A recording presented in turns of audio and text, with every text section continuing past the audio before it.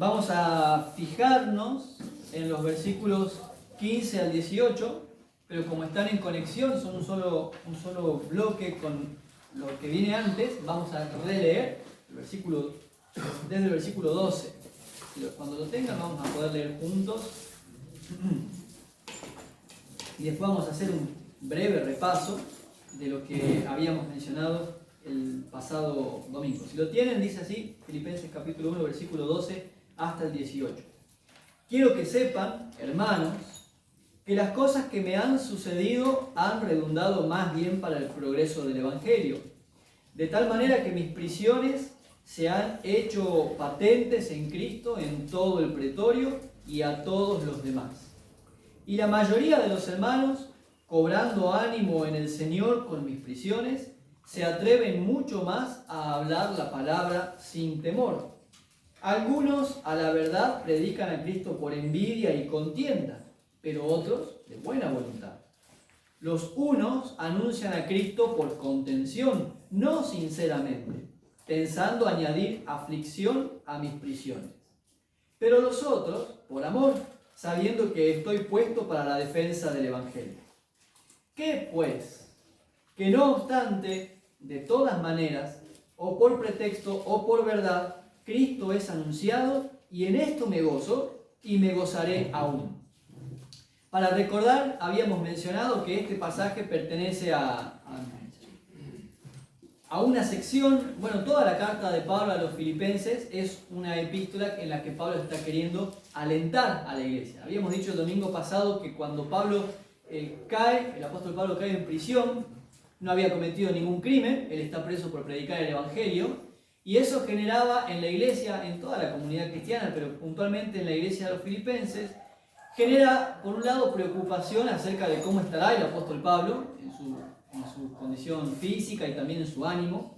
También la iglesia se preocupa por qué va a pasar con el avance del Evangelio, porque ahora que Pablo está preso y es el líder, es quien está plantando las iglesias, llevando el Evangelio a los distintos lugares, no es el único, pero en este caso de los filipenses la preocupación es por Pablo. ¿Qué va a pasar con la obra misionera?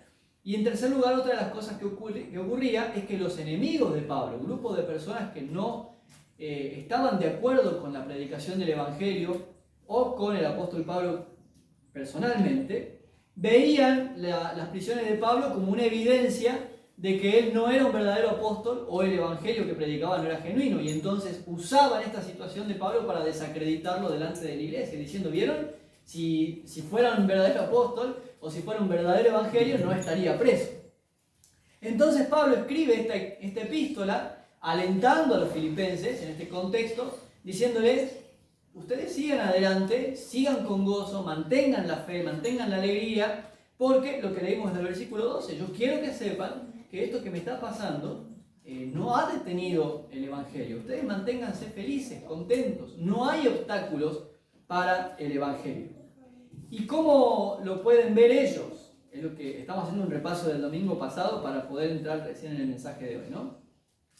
El apóstol Pablo les dice, la evidencia de que Dios está en el asunto, de lo que me está pasando, está en control de Dios y que está siendo utilizado por Dios, es justamente que el Evangelio sigue corriendo y más personas cada día siguen arrepintiéndose de sus pecados para nacer de nuevo en Cristo y sumándose a la iglesia. ¿Y esto de qué manera sucede? En primer lugar, porque la guardia pretoriana y los demás, que no sabemos quiénes son exactamente, pero tenemos algunas teorías y esto ya lo compartimos el domingo pasado, ellos están recibiendo el mensaje, se están arrepintiendo de sus pecados. Los creyentes, por otro lado, están siendo movilizados por el ejemplo moral del apóstol y están cobrando ánimo para ellos también sumarse a la predicación del Evangelio. Y todavía queda otra evidencia más, y es la que vamos a ver puntualmente en los versículos 15 al 18. Y es que el Evangelio de Jesucristo sigue corriendo su curso normal más allá de las personas y más allá de las motivaciones que impulsen a estas personas a predicar el Evangelio. Porque en los versículos anteriores hemos leído lo que, dentro de todo, yo creo, consideramos como lo lógico, lo normal. Pablo estaba preso y le predicaba a los guardias. los creyentes se ven inspirados y predican, pero ¿qué significa que haya personas que están predicando a Cristo por envidia o contienda? Pero igual ahí el Señor está usando el Evangelio, o está usando a esas personas para llevar el Evangelio a otros que aún no lo conocen. ¿Quiénes son estas personas? ¿Quiénes son estos algunos que menciona en el versículo 15? No sé cómo lo tendrán en otras versiones, ¿no? Algunos, a la verdad, predican a Cristo por envidia y contienda. Según la mayoría de los estudiosos, casi todos están de acuerdo en que se trataba del partido de los judaizantes. De hecho, Ellicott menciona o dice en su comentario, parece imposible dudar que se refiere al partido judaizante. Benson, otro comentarista al respecto, dice que además de esto, se trata de personas que envidiaban la estima y la reputación del apóstol Pablo y la querían para ellos mismos.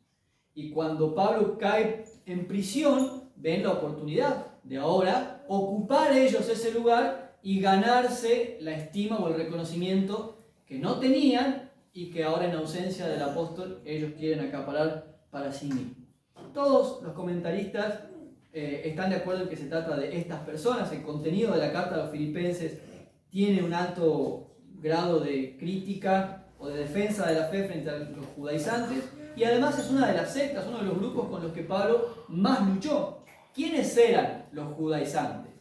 Eran judíos que querían imponer a los cristianos sus creencias y sus prácticas judías. Entonces se infiltraban en la iglesia y todavía predicaban la circuncisión, principalmente la circuncisión era el punto más crítico por ahí, y en segundo lugar, como tema de conflicto, el sábado, la importancia de guardar el día de reposo, y después otras cosas más como abstenerse de alimentos y otras prácticas que ustedes recuerdan cuando la iglesia cristiana empieza a desarrollarse, era un punto de discusión porque se genera el cristianismo en Jerusalén primeramente, entre judíos primeramente, y entonces la gran duda era, ¿y qué hacemos ahora?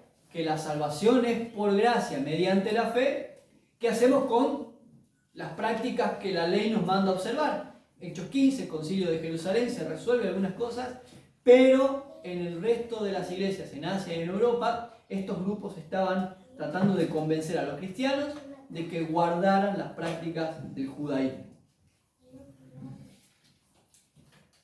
Y acá, curiosamente, en el versículo 15, bueno, el apóstol Pablo no escribió en versículos, pero en lo que nosotros tenemos como versículo 15, hay una declaración que es llamativa.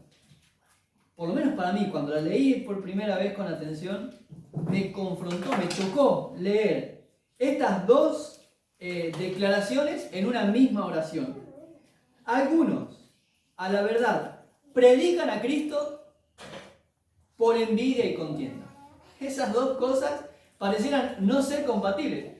O se predica a Cristo o se hacen las cosas por envidia y contienda. Pero ¿cómo hacer ambas cosas juntas? ¿Cómo se predica a Cristo por envidia y contienda? Qué extraño es eso, ¿eh? Y más aún, la palabra en el idioma original es eris en griego, significa pelear, luchar, pero hace referencia a la persona. Hace el énfasis en la disposición de pelear. Se traduciría mejor como espíritu contencioso. No sé si ustedes conocen personas, compañeros de trabajo, amigos que, quizás no por causa del evangelio, pero quizás sí por otras causas, tienen la facilidad, la tendencia a generar de todo un tema de conflicto, ¿sí? Bueno, vamos a orar por ellos al final del culto, ¿eh? Vieron que a veces uno tiene alguna discusión, no sé, por un tema político. Y hay personas que evitan la discusión y hay otros a los que les gusta discutir. O, no sé por qué sonríen, me parece que están pensando en alguien específico. No es para que miren al costado, ¿eh? Pero uno dice, ¿por qué no? Qué raro que son, qué extrañas son esas personas. Pudiendo buscar mejor la paz, la tranquilidad, las buenas relaciones, o no que seamos amigos de todos, pero sí pasar un buen momento. ¿Por qué tener el conflicto? ¿Por qué la discusión? No, estas personas están buscando la oportunidad para discutir, para pelear. Y eso es lo que estaban haciendo estos maestros, estos predicadores. Pero hay algo todavía más llamativo. Y es que en el Nuevo Testamento esta palabra, eris, que se traduce como contienda, aparece varias veces. Y yo quiero que podamos tomar un minuto nada más, o dos, para pensar o para prestar atención en cómo se usa la palabra. Incluso cómo la usa el mismo apóstol Pablo, que es el trabajo que hacemos en exégesis. Por ejemplo, en Romanos capítulo 1, versículo 29, si son rápidos para encontrar el texto, lo pueden acompañar. Si no, tomen nota o queda grabado y después lo pueden revisar al video. En Romanos capítulo 1, versículo 29, versículo 28, dice, y como ellos no aprobaron tener en cuenta a Dios, así que está hablando de personas que han rechazado a Dios, Dios los entregó a una mente reprobada para hacer cosas que no convienen, estando estas personas atestados de toda injusticia, fornicación, perversidad, avaricia, maldad, llenos de envidia, homicidios, eris, es la palabra la misma, contiendas, engaños y malignidades. ¿De quién está hablando ahí? ¿Quiénes son las personas que abundan en estas actitudes? Personas que han rechazado a Dios, que según leemos en los versículos anteriores, teniendo los medios suficientes para reconocerlo, no lo han hecho. En Gálatas capítulo 5, que también es un texto muy conocido para todos nosotros, versículos 19 y 20, el fruto del Espíritu es uno, pero manifiestas son las obras de la carne, que son adulterio, fornicación, inmundicia, lascivia, idolatría, hechicerías, y ahí viene la familia. Enemistad, digo la familia de términos, ¿no? Enemistades, pleitos, celos, iras, eris, contiendas, disensiones y herejías. Así que aquí en Gálatas, o a los Gálatas, el mismo apóstol le enseña a los creyentes que las contiendas, las disensiones, los celos, las peleas, son las obras de la carne. En Romanos 1 le dice es el fruto, es la característica de personas que rechazan a Dios. Son contenciosas. Aquí a los creyentes le dice es la evidencia de las obras de la carne. Donde hay más carne hay más pelea. Donde hay más del Espíritu hay amor, gozo, paz, paciencia, lo cual sería un antídoto contra las disensiones, los celos y las contiendas, ¿no? Es la carne lo que te lleva a pelear, a contender. En 1 de Timoteo capítulo 6, versículo 4, vuelve el apóstol Pablo a usar la misma palabra para decirle, versículo 3, para entrar en contexto, si alguno enseña otra cosa distinta a la que el apóstol Pablo le estaba transfiriendo a Timoteo, si alguno enseña otra cosa distinta y no se conforma, no se amolda a las sanas palabras de nuestro Señor Jesucristo y a la doctrina que es conforme a la piedad, está envanecido, nada sabe y delira acerca de cuestiones y contiendas, de palabras, de las cuales nacen envidias, pleitos, blasfemias y malas sospechas. De nuevo, es típico, o es característico, es natural que sea contencioso un hombre, que sea contenciosa una mujer que no se amolda a las sanas palabras de nuestro Señor Jesucristo y a la doctrina que es conforme a la fe. O dicho de otra manera, y para no seguir leyendo otros textos, en 1 Corintios el apóstol Pablo usa la misma palabra para escribirle a esta iglesia.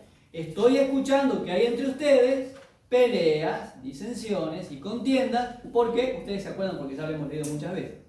Algunos dicen, yo soy de Pablo, y otros dicen, yo soy de Pedro, y otros, yo soy de Apolos, y otros dicen, yo soy de Cristo. ¿Qué acaso murió Pablo en la cruz? ¿Acaso fueron bautizados en el nombre de Pedro? Los reta a los corintios. No debe haber contiendas entre ustedes. La misma palabra es usada cuando le escribe a Tito y le dice, evita discusiones y contiendas. Es que si pudiéramos organizar todo esto que estamos diciendo, por un lado tenemos que es característico de personas que rechazan a Dios o que no han madurado en su fe ser contenciosos, meterse en el lío.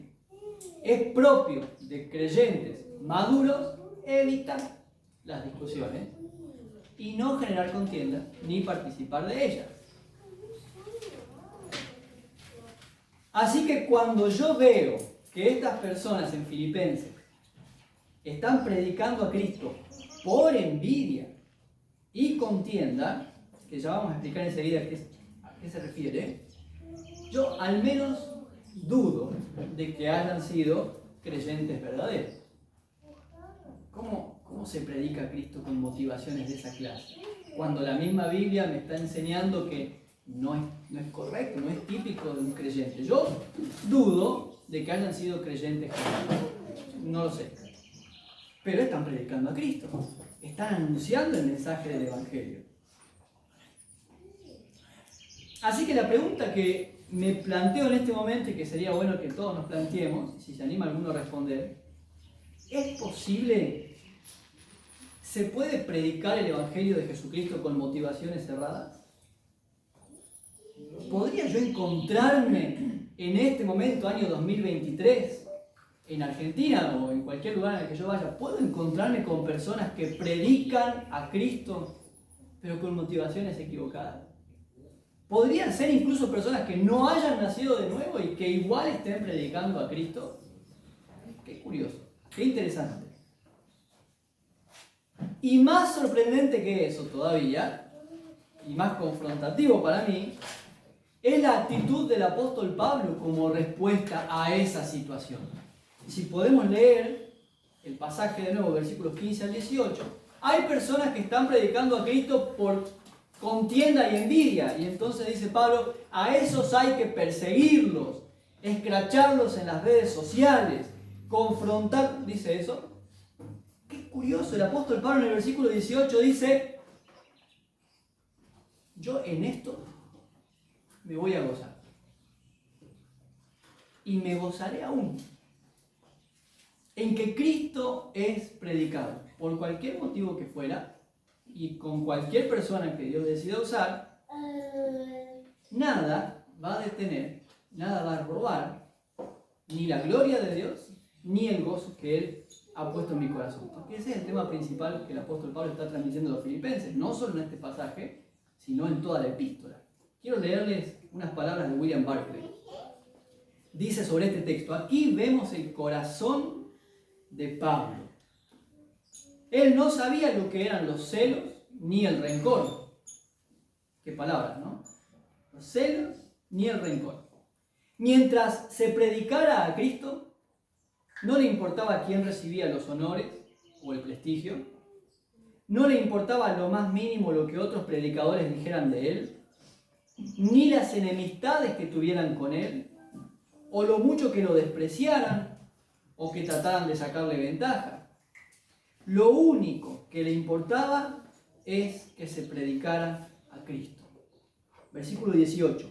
¿Qué pues? Que no obstante, de todas maneras, o por pretexto o por verdad, Cristo es anunciado. Y es en eso que me gozo y me gozaré aún. Otra versión que tengo aquí al lado, nueva versión internacional. ¿Qué importa? Al fin y al cabo, y sea como sea, con motivos falsos o con sinceridad, se predica a Cristo. Por esto me alegro. Es más, seguiré alegrándome. Es que nada detiene el avance del Evangelio. No hay obstáculos para lo que Dios hace por medio del Evangelio de Jesucristo. Y en primer lugar, de todas las conclusiones y de todas las aplicaciones que podríamos extraer de este pasaje, hay una principal, quizás sea la única de hoy porque no vamos a tener tiempo para las demás, pero es la importancia, la necesidad de tener un corazón sano. Y que ese corazón sano viene como resultado de madurez en la fe. Porque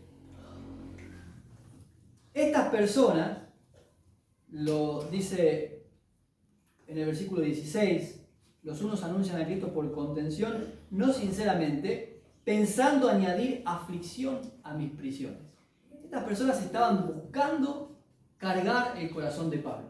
Que él se entere que ellos están predicando el Evangelio. Que se entere que ellos están ocupando en la iglesia un lugar que él no quisiera que tengan. Y pensaban en que por medio de eso podrían afligir al apóstol Pablo en su prisión. Yo probablemente en el lugar del apóstol Pablo me hubiese enojado. Me hubiese agarrado impotencia, amargura, a veces le decimos celo santo, como para justificar que como es por buenos motivos está bien enojarme o reaccionar mal. Pero el apóstol Pablo toma otra decisión. Pasar por encima de la ofensa que ellos quieren generarle, no mirar lo que ellos están haciendo o la razón por la que lo hacen, y poner la mirada y poner el corazón en lo que es realmente importante. Y es que hay personas que están recibiendo el mensaje de Jesús y están saliendo de la oscuridad, están siendo salvas, están siendo restauradas en su comunión con Dios por medio del Espíritu Santo.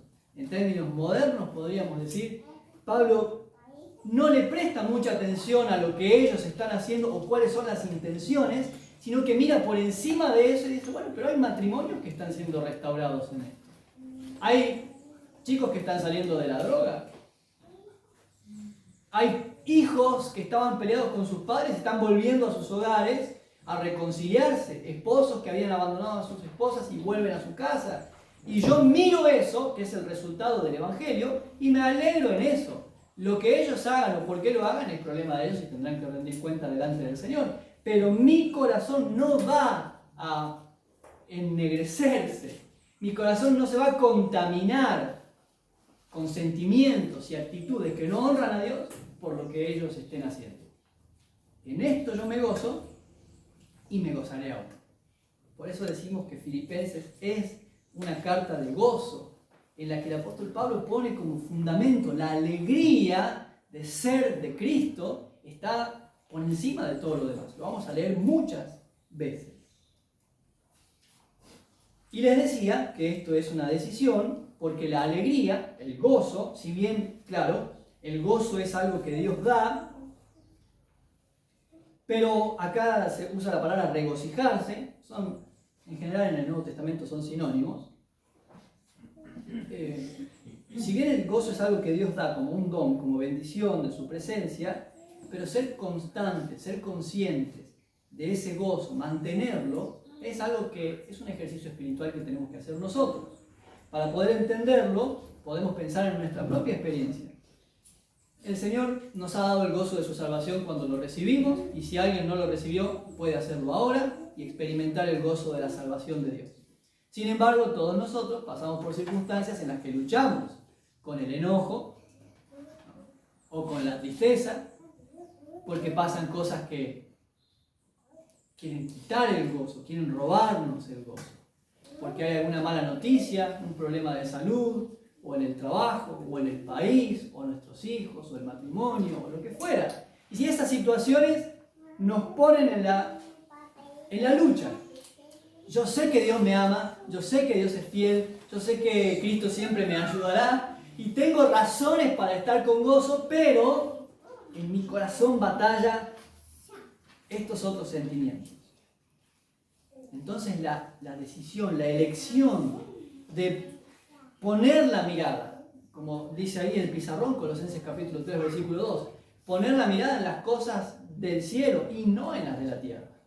Eso genera gozo, genera esperanza, llena nuestro corazón de alabanza, lo habíamos compartido ya una vez también en un mensaje en domingo. Es la decisión. La palabra regocijarse se podría traducir como deleitarse en la gracia de Dios y estar siempre conscientes de la gracia de Dios. Comparte la misma raíz con la palabra gracia. Por eso en la misma epístola, Filipenses capítulo 4, versículo 4, el apóstol le dice a estos creyentes, alégrense en el Señor siempre, o regocíjense en el Señor siempre. Otra vez les digo, regocíjense. Y está en imperativo, es un verbo imperativo. ¿Por qué les está dando la orden, el mandamiento? ¿Por qué los insta? Porque el gozo, o alegrarnos, regocijarnos, no es algo que nos cae de repente. No es algo que venga de noche el Señor y nos ponga una inyección de gozo y al día siguiente nada de lo que me pase me va a robar el gozo. No, Es una lucha constante en nuestra mente y en nuestro corazón. Y tenemos que ser siempre conscientes de eso. Yo le podría decir al apóstol Pablo, bueno, está bien, querido apóstol, hermano nuestro, vamos a alegrarnos siempre y cuando, por supuesto, se predique a Cristo y no otra cosa. Pero cuando yo leo estas motivaciones, ¿qué evangelio creen ustedes que estaban predicando estas personas? ¿Qué evangelio puede predicar una persona que es movida por celos, envidia y contienda? ¿Qué clase de mensaje predica? Cuando en su corazón, en vez de surgir un ministerio que desarrolla por amor a Cristo y a las personas, lo que lo moviliza es algo tan carnal y diabólico como la envidia y la contención. Bueno, más allá de las motivaciones, Pablo, lo importante es el contenido del Evangelio. Y entonces vuelvo. Si estas personas eran judaizantes y estaban queriendo imponerle a los cristianos las obras de la ley para la salvación, ¿qué clase de contenido es el Evangelio que predicaban? Cuando les están enseñando a los creyentes que el sacrificio en la cruz no es suficiente y hay que agregarle buenas obras. ¿Cuál es el contenido? ¿Cuál es la motivación? Así que hay un gran desafío para mí de aprender a ver los resultados del Evangelio y gozarme en los resultados del Evangelio en contra de enojarme, amargarme y pelear con y por las personas que están predicando el Evangelio de formas que yo creo que no deberían, aunque sea verdad que no deberían. Pero el Evangelio corre, el Evangelio llega. ¿Por qué ocurre esto? Porque el tema principal de esta porción, de este pasaje, el fundamento sobre lo que descansa, lo que el apóstol Pablo le dice a los filipenses, es justamente que no hay obstáculos para el Evangelio. Lo dijimos el domingo pasado, lo repetimos hoy. Como Cristo es el que está edificando a la iglesia no tiene más remedio que crecer. Porque para detener el crecimiento de la iglesia haría falta un poder mayor que el de Cristo y eso no existe. Así que siempre que Cristo está en el asunto, la iglesia crece. Las personas son transformadas. ¿No les da alegría reflexionar en esto? A mí me llena de esperanza. Como Cristo está en el asunto, la iglesia siempre ha crecido, crece y va a seguir creciendo siempre. Donde se predique el Evangelio, las personas son transformadas. Siempre hay quienes rechazan, claro que sí, pero siempre hay quienes aceptan. Así ha sido durante la historia, hace 2000 años, así seguirá siendo hasta que venga el Señor. Jesús dijo que llegado el momento, Él va a separar el trigo de la cizaña. Significa que siempre va a haber cizaña y siempre va a haber trigo. Siempre. Gracias a Dios por eso. Entonces yo tengo que aprender a regocijarme en eso. Pregunta para mí. ¿Qué hay en mi corazón hoy, domingo 23 de julio? ¿Qué hay en mi corazón en este momento? En estos últimos 6, 7 meses de este año, en los últimos años de mi vida. ¿He estado viviendo con alegría porque veo el avance del Evangelio o más bien me enojo, me quejo, peleo, discuto, me amargo? Esta es una excelente noticia para la cristiandad de todo el mundo y de toda la historia, que aún a través de la predicación o a través de esa predicación y aún a través de tales personas, Dios está trayendo para sí a los que son salvos. Y esto lo podemos ver siempre confirmado en la Biblia. Recuerden Hechos capítulo 2, lo leímos ese domingo que tuvimos la asamblea. El Señor añadía cada día los que iban siendo salvos. Ya habíamos leído también aquel domingo que tuvimos elecciones, primera de Corintios. Pablo y Apolos no son importantes, uno siembra, el otro riega, pero el crecimiento lo da Dios. Es Dios quien edifica la iglesia. Es Dios quien edifica. Es Él quien trae a sí mismo los que van siendo salvos. Pablo lo ve. Él puede pasar por encima de las otras circunstancias en su mente y su corazón y se alegra en eso. Y les decía recién que la palabra que se tradujo como regocijo tiene su raíz, comparte su raíz con la palabra que se traduce gracia. Es jaire la palabra, es muy común también en el Nuevo Testamento. Y significa tener una actitud positiva, una actitud de bien. En el Nuevo Testamento siempre se usa como, por implicación, como deleitarse en la gracia de Dios.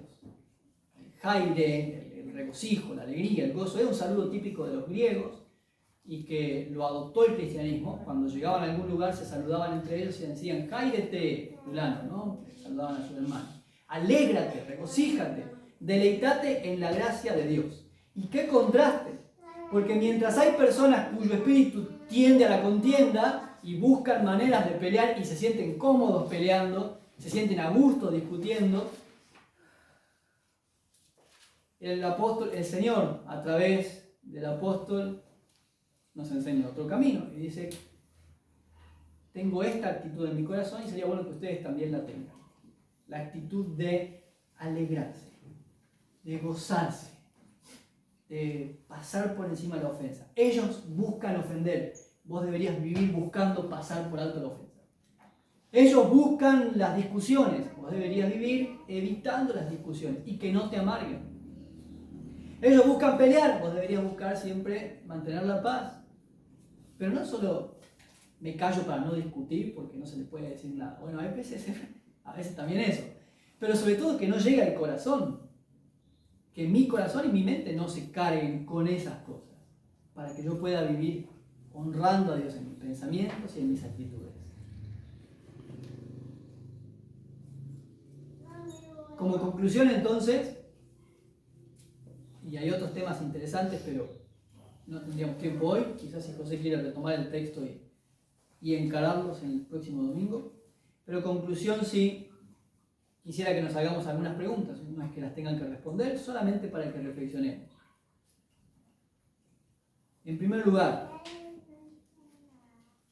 ¿sé encontrar razones para regocijarme aún a pesar de mis circunstancias? Recordemos que Pablo está escribiendo esta carta estando preso, injustamente, ¿no? Y él igual encuentra razones para estar contento. Así que aprendo primero eso. No importa las cosas que, más allá de lo que estoy viviendo hoy, sé encontrar razones para estar contento, para alegrarme, para regocijarme cuando vengo el domingo al culto. Bueno, por supuesto, a veces venimos cargados y con problemas y está bien venir también a la comunión de la iglesia en esas circunstancias, pero ¿cómo vivo? En segundo lugar, otra pregunta.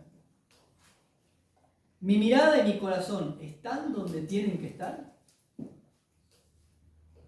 ¿En las prioridades? ¿En lo que es realmente importante? Poner la mirada en el reino de Dios y su justicia, como cantamos, y que entonces lo demás se va a acomodar en su lugar. Lo importante, lo prioritario en mi vida es el reino de Dios y su justicia. Es la persona de Jesucristo y que sea conocido. Después las otras cosas van cayendo en su lugar. O en realidad mi mirada y mi corazón están puestas en otras cosas. Incluso para los que trabajamos en la obra del Señor, yo tengo que pensar si la prioridad es el reino de Dios o el proyecto de iglesia. Porque a veces se confunde también esto. Si mi prioridad está en el proyecto de iglesia, y es posible que sí, yo también me enoje, me cargue, discuta y pelee. O me canse. Pero si la prioridad es el reino de Dios, todo va ocupando su lugar. Tercera pregunta. ¿Me alegro en el avance del Evangelio, aunque no sea como yo quisiera o como creo que debe ser? Estas son preguntas que me las estaba haciendo yo, ¿no? Por eso se las comparto, después ustedes le pueden agregar otras y las comparten en el grupo de WhatsApp. Yo me sé alegrar en el avance del Evangelio, aunque eso ocurra de formas que yo no quisiera o como creo que no debería ser. Durante la pandemia, una persona me había escrito pidiéndome ayuda, recursos para enseñarle la Biblia a sus hijos. Y en ese mensaje me dice, ¿tenés algo para niños? Porque no encuentro. Y le mandé ahí unas cosas. y me dice, la verdad que la iglesia tiene una cuenta pendiente de trabajar en este ámbito porque no hay mucho. Digo, no buscaste bien, así que le empecé a mandar más enlaces, más ministerios, hay de todo. Ahora, que tu congregación no lo tenga, no significa que la iglesia de Cristo no lo está haciendo. Yo tengo que sacar la mirada para entender que la iglesia es la que crece y la que avanza. Mi congregación puede no crecer por un montón de razones, pero la iglesia de Cristo es la que crece y la que avanza. Porque lo dijimos, es Cristo quien está edificando. Entonces yo me alegro en eso, en el avance del Evangelio, aunque sea en otros lugares o de otras maneras, o estoy pensando más bien en que no, ese no debería. La última pregunta. ¿Tengo un corazón sano que sabe evitar contiendas? Y ahí relacionada con esa, ¿estoy guardando en mi corazón una palabra que no usamos, disensión? Generalmente no conversamos y viene Sofía y me dice, tuve una disensión con Lucas. No hablamos así. Pero la palabra disensión significa este distanciamiento, esta ruptura, ¿no?, de una relación. A eso se refiere. Por ahí yo digo, no discuto yo, sí, pero en mi corazón la relación no está como debería estar. No estamos bien. Yo no discuto con Guillermo o con Nahuel, pero tampoco nos juntamos a tomar mate. Eso es una disensión. Entonces la pregunta es, ¿sabe mi corazón? ¿Mi corazón está sano y evito contiendas y disensiones? ¿O estoy guardando en mi corazón alguna cosita, alguna espinita de estas que se convierten después en problemas importantes? Entonces, versículo 18, una vez más para orar, de Filipenses capítulo 1. ¿Qué pues? ¿Qué es lo importante? ¿Cuál es el asunto principal? Que no obstante, de todas maneras, o por pretexto o por verdad, Cristo es anunciado y en esto me gozo y me gozaré aún. Que ese sea el mensaje que nos llevemos esta mañana. Quiero invitarles a orar. Pueden ustedes cerrar sus ojos ahí en su lugar.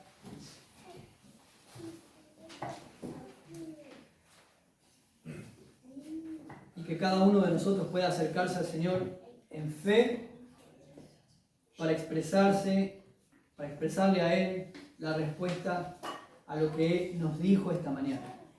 Señor, en primer lugar te doy gracias por tu palabra y gracias por tu iglesia, no solamente la que está en este lugar ahora, sino tu iglesia que se reúne en esta ciudad, en nuestro país y en todo el mundo. Día tras día, año tras año, generación tras generación. Siempre sosteniendo la verdad de tu evangelio, siempre predicando tu evangelio. Gracias, Señor, porque siempre ha habido y habrá personas que son transformadas por la maravillosa noticia de que Jesucristo es el regalo de Dios para sus elegidos. Por los matrimonios que son restaurados. Algunos están acá esta mañana.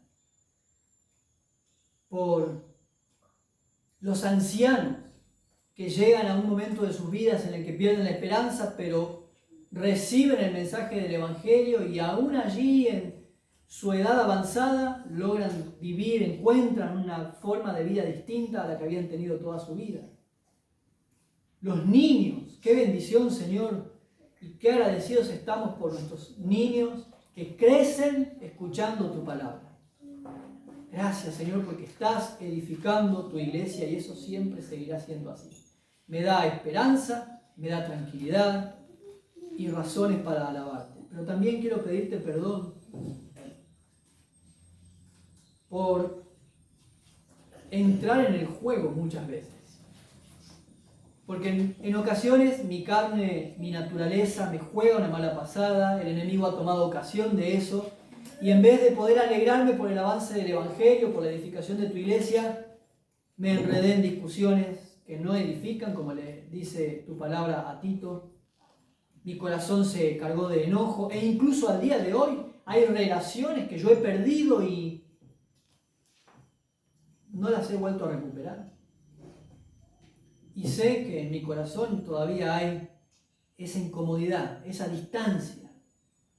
Señor, te pido que me ayudes a madurar en mi fe y a tener un corazón sano para poder separar las cosas y ubicar cada asunto en su lugar y poder tener un corazón como el del apóstol Pablo, como el del rey David, cuando leíamos antes el Salmo.